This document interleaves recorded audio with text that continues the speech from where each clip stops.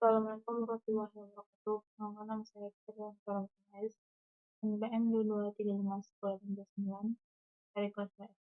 Di sini saya akan mempresentasikan hasil dari kerja saya, yaitu tentang self-experiment kemampuan mendengar. Yang pertama di mana di sini adalah latar belakangnya, yaitu kemampuan mendengarkan adalah keterampilan penting yang mempengaruhi kualitas komunikasi dalam berbagai aspek kehidupan, baik akademik, profesional, maupun sosial.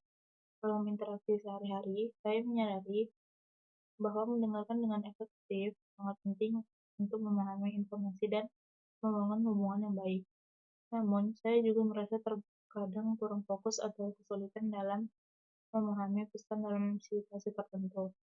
Oleh karena itu, melalui self-assessment, ini saya ingin mengevaluasi kemampuan mendengarkan saya, mengidentifikasi area yang perlu ditingkatkan, dan merencanakan langkah untuk memperbaikinya. Nah, di sini ada tujuannya.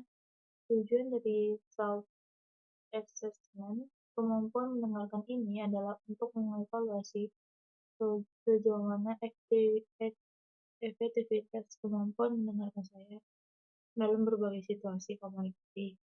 Saya ingin mengidentifikasi tantangan yang saya hadapi dalam mendengarkan dan memahami pesan dengan baik, serta menyusun langkah-langkah untuk meningkatkan keterampilan mendengarkan agar lebih efektif dalam interaksi sehari-hari.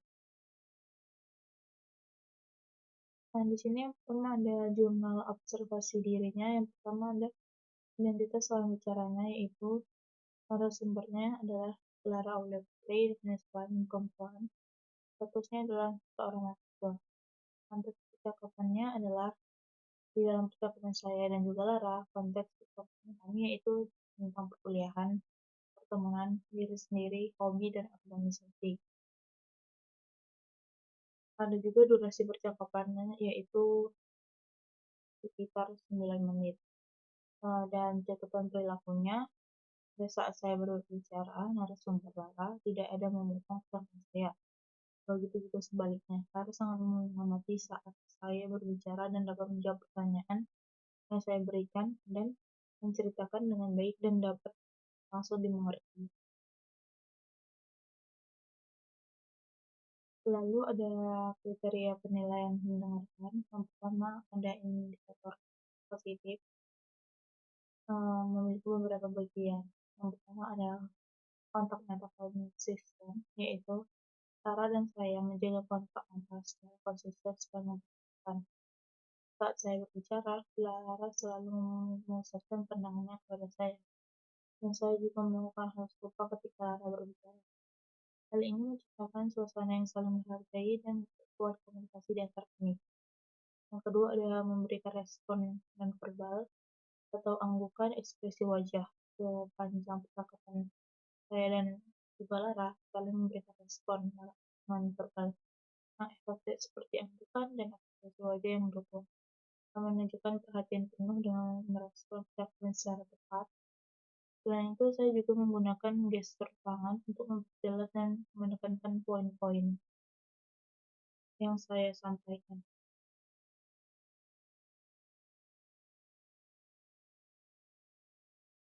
Lalu yang ketiga ada tidak memotong pembicaraan.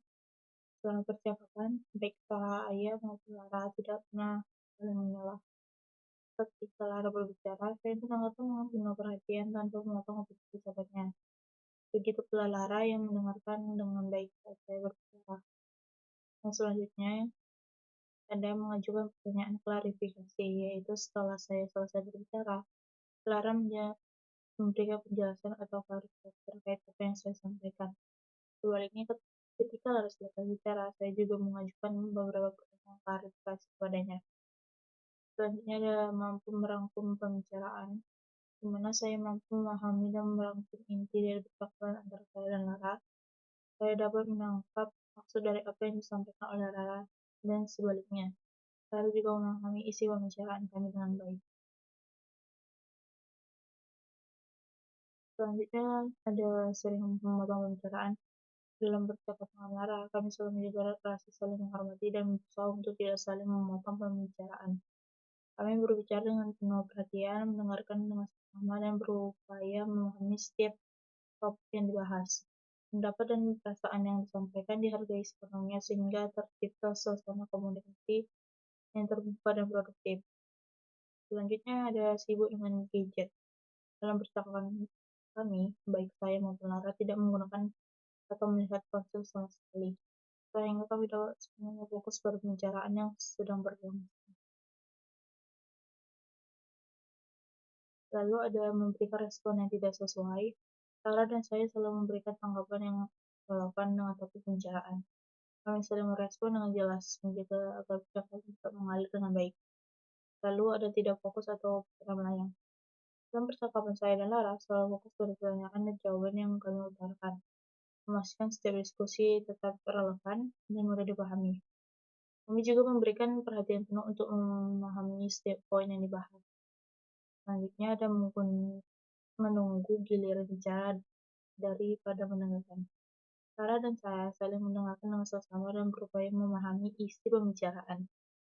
Jika ada hal yang kurang jelas, kami biasanya menunggu hingga lawan bicara selesai sebelum mengajukan pertanyaan untuk klarifikasi, sehingga percakapan tetap berlangsung dengan lancar. Nah, di sini ada instruksi penilaian, di mana di sini ada indikator positif, ada sangat buruk.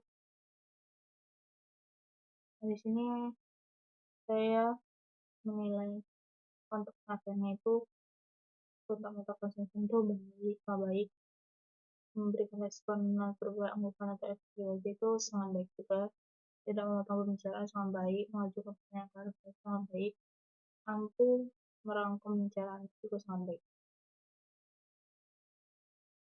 Nah, selanjutnya ada instrumen penilaian yang indikator negatifnya. Nah, di sini yang memotong pembicaraan itu sangat baik, ini negatif ya. Ibu yang gadget sangat baik, memberikan respon sangat baik, tidak fokus, itu sangat tidak sangat baik, menunggu giliran bicara dapat ditangkap itu sangat baik. Nah, selanjutnya ada komponen percakapan, di mana di sini yang pertama analisis kekuatan dan kelemahan. Dalam percakapan